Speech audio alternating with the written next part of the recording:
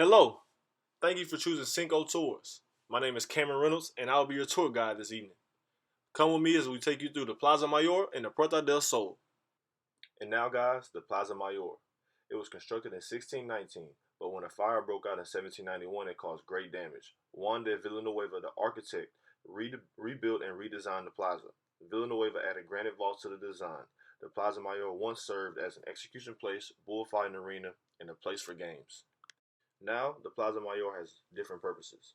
It is one of Madrid's most famous tourist attractions. Expensive open air restaurants, arcades, souvenir, and gift shops take up the outer walls. The center is now used for a place for festivals, markets, and citizens' daily commutes back and forth. Also, you might find a street performer or two showing off their talents as bystanders look on. As we walk into the Plaza Mayor, we see a glorious statue of King Felipe III forcefully and graciously on top of his horse. Many might give it a quick glance, but there's a lot more to this piece of art. Many prominent figures during the Franco dictatorship had statues built to remember them by, but towards the end of the era, many of the statues were beheaded or completely torn down. This statue was one of them. As the Vandals were tearing the statue down, bones started to fall out with the remains of the statue. They immediately stopped because they thought the bones belonged to the spirit of King Felipe III. Refusing to continue, they left the statue to remain halfway destroyed, leaving it only to be fixed later on. Come to find out, the bones did not belong to King Felipe III, but they belonged to dozens of small birds. It was a mystery to how they got in the statue until it was repaired in the 1950s. A small hole was located in the statue to where the birds could fly in, but at the angle that they flew in, were not able to get out. The hole was later sealed, and no birds are able to fly in the statue anymore. As stated in the beginning of the tour, the Plaza Mayor is home to a number of open-air restaurants. El Pepito, Cafeteria Marguerite, and El Soportal are some of these restaurants. Many of these restaurant specialties are tapas. Tapas is what we Americans call appetizers or a snack and can be served hot or cold on small dishes throughout the course of the meal. The Plaza Mayor is home to 6 entrances and exits around the square.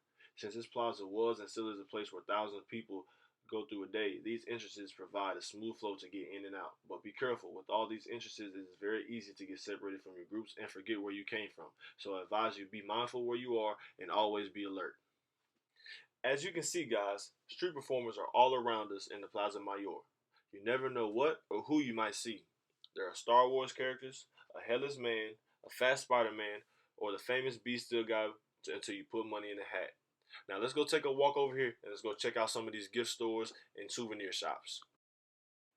Since the Plaza Mayor is one of Madrid's most famous tourist attractions, it is home to a variety of gift and souvenir shops. Make sure to stop by to purchase any gifts for friends, family, or girlfriend if you have one. I know I will. Now follow me as I take you to Puerto del Sol to give you another great tour on Cinco Tours. And we're back with the Plaza de Puerta del Sol, Gate to the Sun in English. This plaza is the busiest and the most famous plaza of the two. The name goes back to the 15th century where a gate ran along the outside of the city. The current plaza we are standing on was completed in the 19th century. This plaza is the most happening spot in Madrid and it's the center of Madrid's nightlife. You know what that means, fellas. After a long day of exploring and you're looking to have fun, this is where you need to go. And check this out. After you leave the place where you're at for the night, there are fast food chains throughout the plaza to grab a bite to eat. This plaza may look boring, but it stays busy Monday through Sunday 24 hours a day. Here you can find the metro station and Spain's iconic bear statue. One of the main attractions in the Puerta del Sol is the beautiful fountain. Many people come here to sit, get lunch, and relax, and also marvel at the colorful flowers that are planted around. It's a great place to take pictures for postcards or Instagram or Snapchat. Get a selfie right here, fellas. Also, it has a great view of everything that is going on. Near the center of the Puerta del Sol is an enormous statue of once a ruler of Spain, King Carlos III. King Carlos looks over the entire Puerta del Sol. The statue is made up of bronze, but like America's famous Statue of Liberty, the environment has caused it to turn a greenish color. Carlos III sits between the Casa de Caballos and the 0 kilometer plaque. As we look down, we can see the 0 kilometer plaque. This plaque marks the very center of the entire country of Spain. Also, this is where the distances are measured throughout Spain, not just Madrid. This marks the start of the 6 national roads, the A1 to the A6. Also, it's the basis for Spain's numbered streets. The closer you are, the lower number of streets. In the center of the Puerta del Sol lies one of Spain's most famous statues. El Oso y el Madroño, or the Bear and the Strawberry Tree, is a 22-ton statue where it shows a bear eating fruits from a tree. It was made because Madrid was once called Usaria, or Land of the Bears, because of the vast number of bears that roamed the forest that used to cover the city. It has its own metro line to help citizens commute to work and back easier each day. The first line of the station was made in 1919. The second line was constructed in 1924, and the third line was opened in 1936. Thousands of people use this metro every single day, and is also called the Soul. On top of the Casa de Correos lies Madrid's famous clock.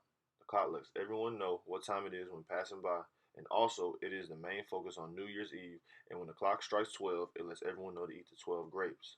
It was donated to the people of Madrid by Jose Rodriguez Losada on November 19th, 1866, on Queen Elizabeth II's birthday celebration. As you can see, guys, there's a lot of stuff to do and a lot of history in Puerto del Sol. I want to thank you for coming along with me on this journey and following Cinco Tours. I've been your host, Cameron Reynolds, and I hope you had a great time. And remember, this is the center of nightlife. So remember, turn up. We in Spain. Let's get it.